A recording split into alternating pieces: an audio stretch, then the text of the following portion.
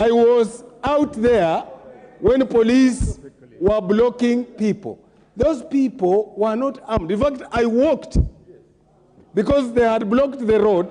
I left my car and walked peacefully up to this place. Madam Speaker, it is not fair. It is not fair for the majority leader to insinuate that Kenyans who are peaceful are always rowdy. It is not fair to the public who have sent us here if they want to participate by picketing, observing, they be blocked by police. Madam Speaker, I want to confirm that all of us want to have a sober debate. But it's also unfair for the majority leader in responding to Wandai to turn it into an ODM Kenya Kwanza issue. That is very, very unfair. We can't allow it.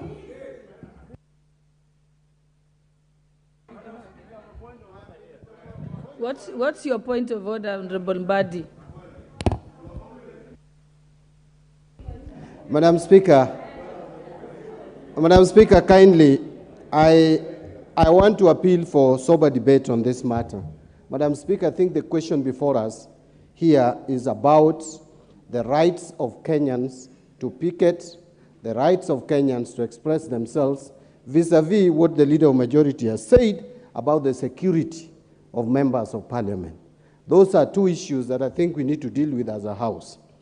Whereas I agree that Parliament as an institution must be protected from any harm, any threat, any insecurity. That is also done everywhere in the world. Yes, we don't want to see cases like what happened in Capitol Hill when the supporters of the former President Trump invaded the precincts of that institution. But again, we must allow Kenyans the latitude and freedom to express themselves around the precincts of Parliament peacefully. There is no indication or evidence that those Kenyans who came around the precincts of Parliament yesterday threatened the peace, threatened the security of members of Parliament. If there is that evidence, it needs to be tabled. We need to be tolerant, and as a House, I think it is a high time that we created a space. You cannot ask those who want to picket about parliamentary proceedings to go to KICC. It must be around Parliament. And Madam Speaker, we have been very tolerant. In fact, at the gates of Parliament, we have seen Kenyans coming even with pigs and calling us pigs. We never beat anybody. We allowed them to picket. And in fact, Madam Speaker, during my tenure as minority leader, and it is very unfair for majority leader, who is a very good friend of mine, even at personal level, to come to the House and tell Kenyans that when I was minority leader, that I was cheering the tribulations of other members. I think that is unfair to me. I am one member of Parliament. I am one person who power has never gone into his head. I don't allow power to get into my head. And Madam Speaker, for the information of Kimani Ichungwa, I don't need to prove anything as a member of Parliament for my coalition to know, or my party to know, my level of loyalty and my level of commitment towards the just cause of the people of Kenya. Yes. I have done it previously, I continue to do it, and I will do it up to the time that God has planned that I will be sitting in this House. I don't know when. So my friend, Honorable Kimani Ichungwa, lastly, Madam Speaker, allow me, because he mentioned me about 3 times. He's my very good friend. And I want to persuade him again that, you know, when you get power, manage power. I see the majority leader as a gentleman who used to be very polished when he was the chair of the budget committee and when he was my student as a legislator. I have been tutoring him, including his coming to my house, and we were discussing, and I've been telling him how to conduct himself. When he has become majority leader, Madam Speaker, he is completely wasted. He has become arrogant. He even talked to seniors like me, and very rude. So, Madam Speaker, please save us from the majority leader. You cannot impute things on the character of others.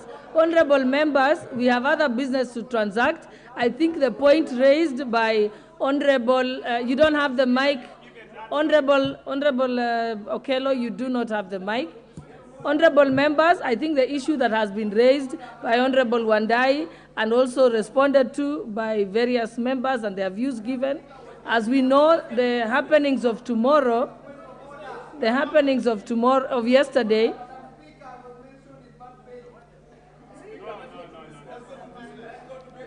Honorable Babu Owino, you do not have the mic, you're out of order.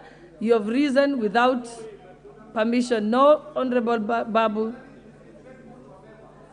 No. For you to rise and shout from your chair is in fact disrespectful.